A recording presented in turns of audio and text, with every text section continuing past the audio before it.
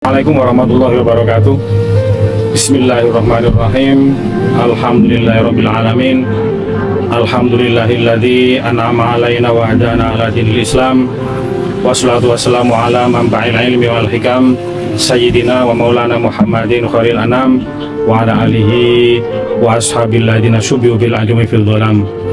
Qala rabbi shrah li sadri wa yassir li amri wahlul 'uqdatam min lisani yafqahu qawli, amma ba'd. Kaum muslimin muslimat dimanapun berada, kita selaku hamba Allah yang dijadikan oleh Allah sebagai makhluk yang sempurna, wajib melaksanakan kewajiban-kewajiban yang diperintah oleh Allah Subhanahu wa Ta'ala. Yang terpenting, yang paling penting adalah ibadah wajib kita. Salah satu ibadah wajib kita yang harus kita openi dan harus kita istiqomahkan adalah sholat 5 waktu. Di antara hal yang menunjang nilai dan bobot sholat adalah melaksanakan sholat jamaah 5 waktu. Dalam kitab Irsyadul Ibad, Rasulullah menyatakan bahwa man sholla sholawatil khamsi ma'al jamaah falau khamsatu asya. Barang siapa yang melaksanakan sholat jamaah 5 waktu, maka dia berhak mendapatkan 5 perkara. Yang pertama, la yusibu fakrun fid dunya. Insya Allah orang mukmin yang sholat jamaah rutin, maka dia tidak akan menemukan kefakiran dalam hal dunianya. Mungkin barangkali ketika kita mengalami kesulitan maisha, mungkin kita perlu mawas diri untuk mengontrol bagaimana sholat kita, karena sholat adalah barometer bagi umat Islam. Insya Allah ketika kita rutin sholat jamaah, oleh Allah akan dilancarkan dan dimudahkan dalam urusan rezeki. Yang kedua, la yu'adzibu lahu adzabal qabri. Insya Allah orang yang rutin sholat jamaah oleh Allah tidak akan atau diselamatkan dari siksa kubur. Kita tahu dan sadar bahwa umur kita di dunia terbatas. Sahabat Abu Hurairah mengutip dari Rasulullah bahwa amaru ummati baina sittina wa sab'ina sana. Rata-rata umur umatku antara 60 sampai 70 tahun. Artinya kita harus sadar bahwa di dunia tidak selamanya dan di dunia hanya sebentar. Setelah itu kita akan mati. Dan maklum bagi kita, setelah kita mati pasti kita akan dikubur. Kita wajib dan iman dan percaya bahwa kubur itu ada, siksa kubur itu ada.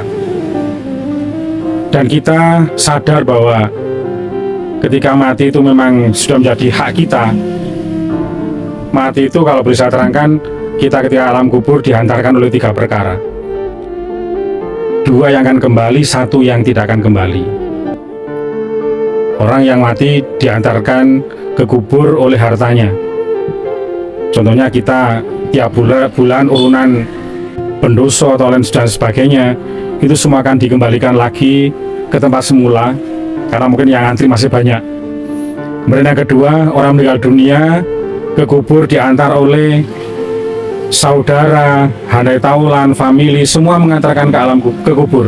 Dan satu pun tidak ada mereka yang mau menemani. Semua akan kembali pulang ke rumah masing-masing. Dan yang ketiga, yang tidak kembali, yaitu amal yang ia lakukan di dunia sebelum mati, entah itu baik, entah itu jelek, semua akan dibawa kembali ke kubur. Di antara yang menyelamatkan kita kelak di alam kubur adalah sholat kita, sholat jamaah kita. Insya Allah mereka-mereka yang rutin sholat jamaah diselamatkan oleh Allah dari siksa kubur. Kemudian yang ketiga, wasalis yu'to kita bau biyamini. Kelak di hari kiamat, orang-orang ahli jamaah oleh Allah kitab catatan amal diterima dengan tangan kanan. Jelas ini adalah orang yang selamat dan jelas ini adalah orang yang ahli surga. Allah dawuh faman utiya kita bau biyamini fayuhasabu hisaban yasira. Orang yang selalu merutin melakukan sholat jamaah, kelak catatan amalnya diberikan oleh Allah dengan tangan kanan, yang itu menunjukkan bahwa dia akan mendapatkan hisab yang mudah kelak di hadapan Allah Subhanahu wa Ta'ala. Karena kita wajib iman dan percaya bahwa seluruh apapun yang kita miliki, apapun yang kita lakukan akan dihisab oleh Allah tanpa terkecuali. Sekecil apapun, selama kita masih ada di dunia, semua nanti akan dihisab.